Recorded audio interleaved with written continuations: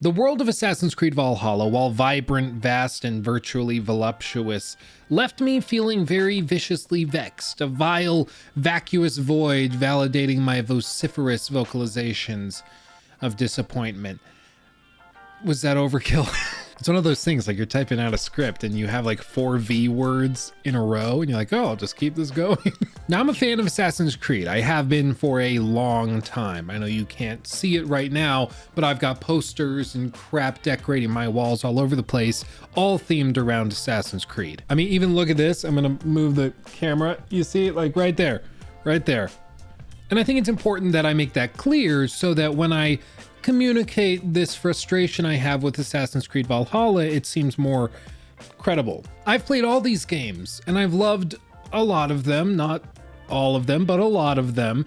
And I think I have a fairly good idea of what makes a good Assassin's Creed game. I mean, hell, I've done dozens of videos at this point covering these games in crazy amounts of detail. So I've studied them more than most fans of the franchise probably have. Now, with that said, when Assassin's Creed Valhalla launched, I played it and I tweeted out at that point that the game felt weird to me and I didn't like the way it felt at that point. It wasn't anything bad. It was just that the game didn't feel that exciting. It didn't feel new. It didn't feel polished. It didn't seem as though we were experiencing something that we had been waiting for years to get. But as the weeks have gone by and I've put more and more hours into Valhalla and have tested it and pushed it for the upcoming critique, something's become very clear to me, and that is that I really hate the way they designed the open world in this game. Now I'm going to break down point by point. Literally, I've got bullet points of things I'm going to go through in just a second. But first,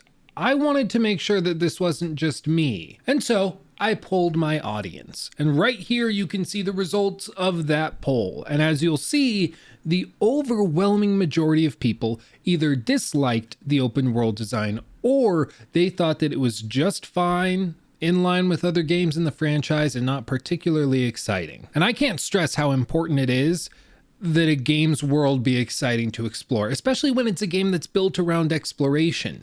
Either you're excited to explore a world and you're interested in the things that go on within it, or you're not. There is no middle ground. So with the added knowledge that I was not alone in thinking that the world design in this game was unexceptional, I went forward and started to analyze and break down what could be causing this feeling while going through the game. Fundamentally, all of my criticisms come down to one of 3 factors. The fact that the world you're exploring is bland, flat, and samey. We're gonna go through all of these, but first, ad time. I really value my privacy. I mean, I work remote all the time, so protecting my data every step of the way is among my top priorities. For that reason, I always use a VPN. And today we just so happen to be sponsored by one of the top VPNs on the market today, Surfshark.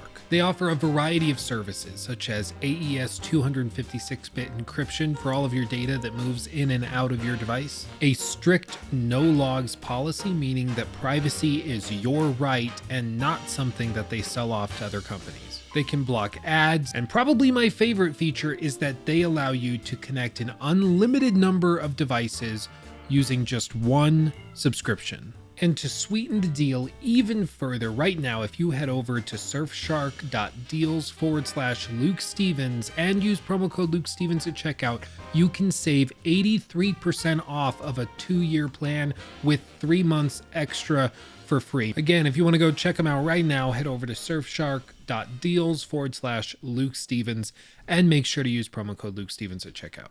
Okay, let's begin with the point that the game's world is bland. Far and away, one of the biggest changes that Ubisoft made this time around with the Assassin's Creed franchise was that they took away the question marks that sit on points of interest and quest markers and things within the world. In previous games, you had to go to these question marks in order to interact with whatever was there to trigger some event or a character speaking to you, giving you a quest.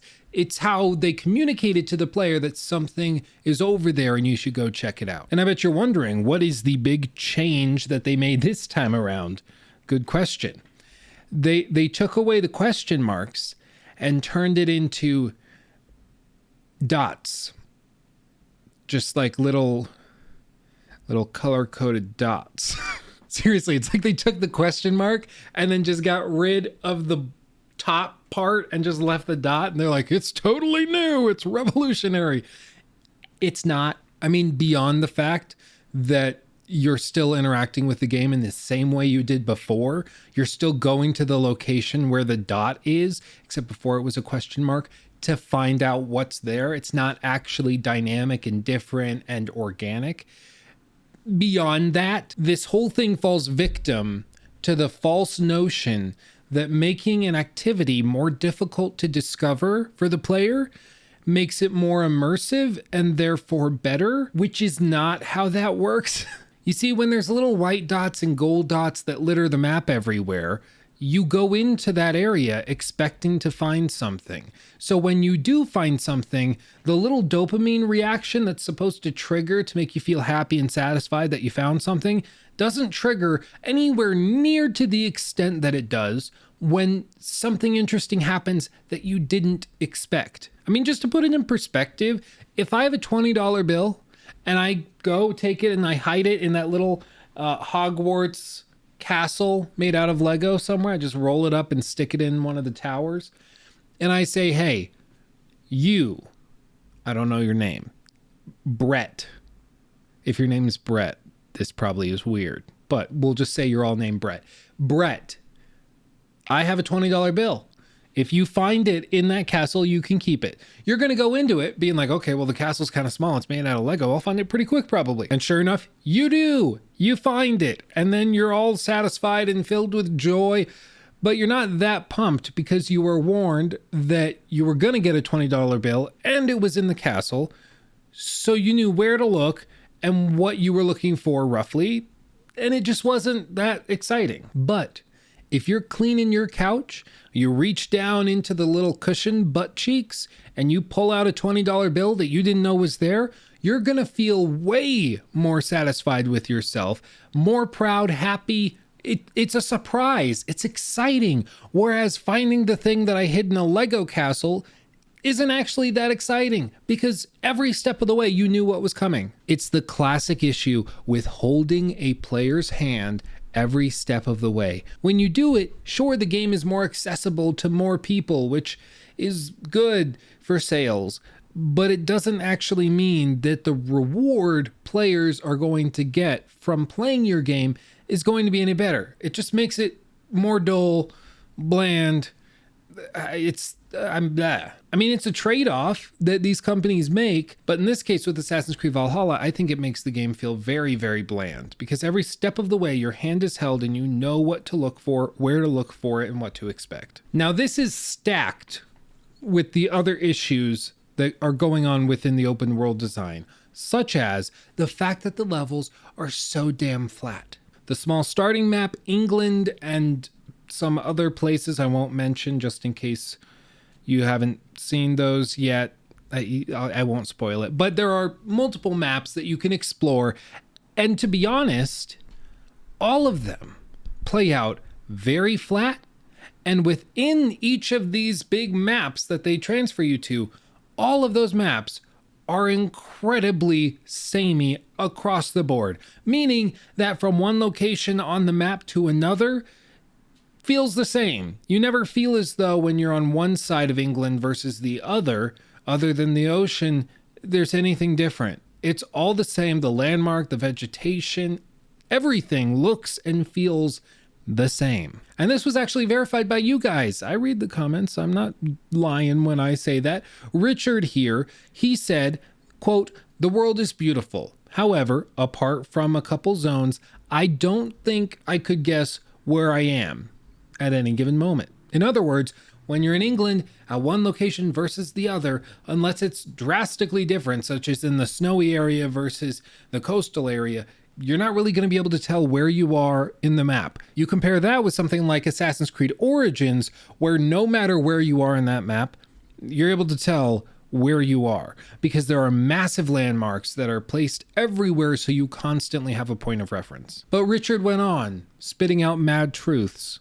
Furthermore, Getting from point A to point B on a road is hard without using the map, as roads are twisted and there are barely any in-game markers. And I just can't stress enough how bad this is in an open world game to not have points of interest, or rather points of reference where you can look up, see where it is, and orient yourself based on that. And really, it's because of the consistent lack of verticality in these levels. Yes, there are a couple of the smaller maps that have a lot of verticality, that have big objects that can serve as points of reference. Here, we're mainly talking about England. In England, there are basically no massive buildings you can climb and scale. There's no big mountain or tree in the middle of the map that you can explore. And I get it, it's based off of actual England, so it's not as easy as just putting something big and massive in there, but it doesn't change the fact that there's nothing to use for orienting yourself if you're trying to play in the game world, immersed, without having to constantly pull up the map. And I know some people are going to be like, hey, there are cathedrals and stuff that you can climb up in England, but let's be honest, you can't tell me that climbing on top of this thing that is, mind you, copy and pasted all across the map multiple times is anywhere near as satisfying as climbing this. It's a freaking pyramid. Or I mean, I guess you can say that it is just as satisfying as climbing a freaking pyramid, but I'm gonna laugh at you and say that you're wrong. Oh, it's just frustrating because I love Assassin's Creed, and my favorite part of these games has always been exploring ancient areas, cities, landmarks, and places that I could never actually go to, but getting to experience them through the eyes of this character that exists in that world. I'm never going to be a pirate sailing on the seas. I'm never going to actually climb to the top of the Great Pyramid at Giza. I'm never going to actually jump off of the Bastille while being chased by a bunch of revolutionaries. It's just not going to happen. I mean, maybe I've heard that France is having a rough time right now, but probably not. And I think why this upsets me so much and why it just leaves me bummed and sad is because a shift like this doesn't just happen by happenstance. This is a concerted effort because it happens consistently across the bajillion hours that you can play Valhalla and all of the crazy large map spaces. They were clearly trying to design these levels in this way, which is why they turned out the way that they did. And unfortunately, the way that they designed these maps breeds a gameplay style that's much more akin to something like an old school MMO than it is to a historical exploration game, which is what Assassin's Creed has been really all the way up until even Odyssey to a certain extent. Yes, there were a lot of fantasy elements, but there were a lot of actual landmarks and places you could go to that were pretty cool. I mean, it just reaffirms why I think that Assassin's Creed Origins is the best that we've seen in a long time. That was such a fantastic recreation of all of ancient Egypt, and it worked so well. It was interesting. It was exciting to explore. And then to see the same studio, the same team that did Origins, leapfrog over Odyssey and come in with this bland, flat, samey, uninspired pile of garbage, it makes me sad. But you know what? There's still redemption time. They're releasing a bunch of DLC. There's going to be another Assassin's Creed game probably next year, I would guess. There's rumors we'll have another one in 2021, but I'll believe it when I see it. All I know is that for years at this point, 3-4 years, people have been saying that Assassin's Creed is losing itself to this bland, uninspired open world madness.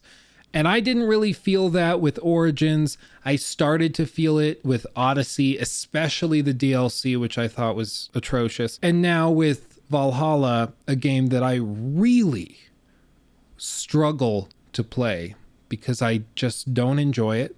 I don't find myself wanting to explore any of the map. It's just too bad. and it makes me feel as though my eyes have been opened. Even though I still feel like Origins did well and Odyssey did some stuff well, it makes me see what I think a lot of you have been saying for a long time. But I want to hear all of your thoughts on this in the comment section below. Make sure to like the video and follow me over on Twitch. I'm doing Twitch broadcasts now. You can actually come hang out while I play Valhalla and other games I'm working on for critiques.